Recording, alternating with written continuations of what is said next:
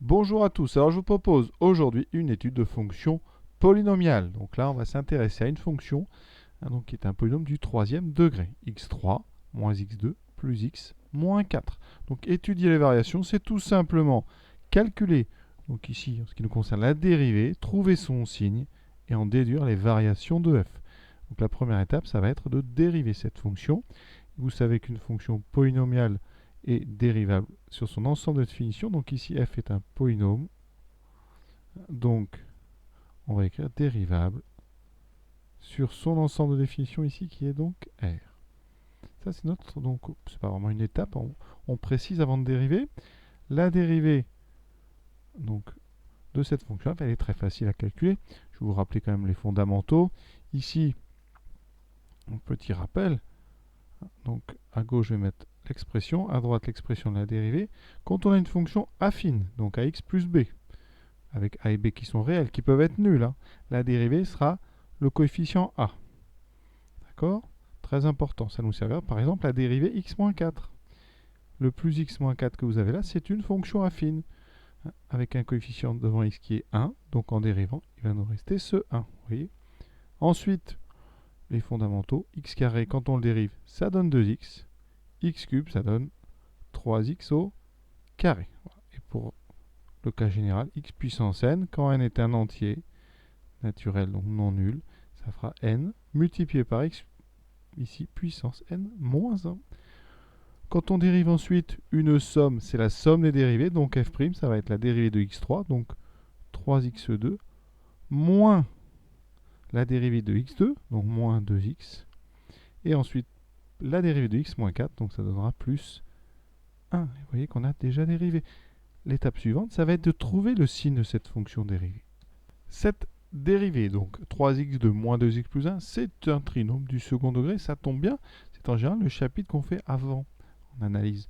Donc ici, on va utiliser donc le discriminant pour déterminer s'il y a des racines tout d'abord. Donc les coefficients c'est 3, moins 2 et 1. On va donc calculer delta b carré moins 4ac. Donc on remplace tranquillement b carré moins 4ac. On calcule donc moins 2 au carré 4, moins 12.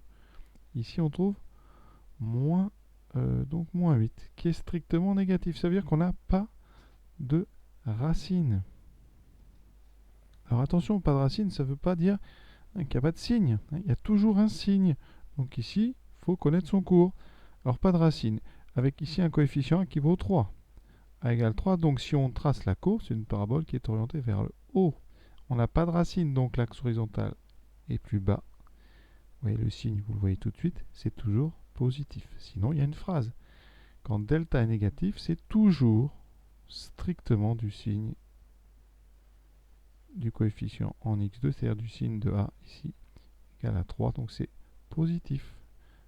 On a donc réussi à trouver ce signe. Mais il faut le dire, il faut vraiment que ça soit quelque part écrit. La plupart des élèves, ça, vous écrivez juste un grand plus. Ici, on est sur moins infini, plus l'infini. Si vous mettez qu'un seul grand plus, on pourra toujours vous reprocher de ne pas l'avoir justifié. Donc la justification, elle est capitale, elle est justement dans l'écriture de cette phrase ici, toujours du signe de a égale 3. Ou alors, vous faites ici une parabole orientée vers le haut à droite de votre tableau, avec ici votre axe, et donc ça suffit en général pour bien expliquer pourquoi c'est positif. Mais je crois que la phrase est préférable dans ce cas-là. Donc, ça veut dire ici que notre dérivée, donc f' de x, est toujours strictement positive. La fonction f a donc comme variation la variation strictement croissante. Votre fonction est strictement croissante. Vous voyez, ça va très vite et ça nécessite d'avoir bien compris le chapitre sur le second degré. Alors on va regarder tout de suite avec GeoGebra si la fonction est vraiment strictement croissante, comment on la trouve ici. Dans GeoGebra, en bas, vous avez la zone de saisie, je pense que vous connaissez. On écrit x cube moins x carré plus x moins 4. Voilà, qu'est-ce qu'on a devant nous? On a une fonction effectivement qui a l'air tout à fait strictement croissante. Avantage au GeoGebra, c'est que si on écrit f', elle vous trace non seulement la dérivée, et dans le cas des fonctions polynômes, comme c'est notre cas ici, elle donne la dérivée, vous voyez, ici on a la bonne dérivée.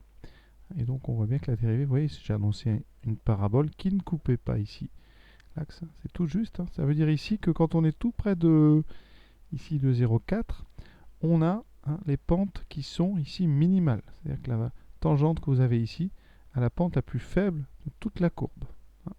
Ça, c'est comme ça, parce que vous savez que la courbe verte donne les pentes des tangentes. Et donc, plus votre courbe est haute, au-dessus de l'axe, plus vous avez des pentes qui sont grandes. Et plus on se rapproche de l'axe horizontal, plus les pentes sont faibles. C'est bien ce qu'on a ici, des pentes très faibles, aux alentours de entre 0 et 1, on a des pentes très très faibles. Une courbe quasiment horizontale. Alors, elle n'est pas horizontale, puisque vous voyez qu'on a ici des pentes qui sont non nulles. D'autant plus que si on grandit un peu, vous allez voir que on voit que ici déjà c'est des pentes qui sont beaucoup moins grandes. Parce qu'en 0,4 ou 0,5, la pente, ici on n'est pas loin de, on est en dessous de 1, donc c'est des pentes un petit peu plus faibles que 1. Donc quand on avance d'une unité vers la droite, on monte un petit peu moins de une unité.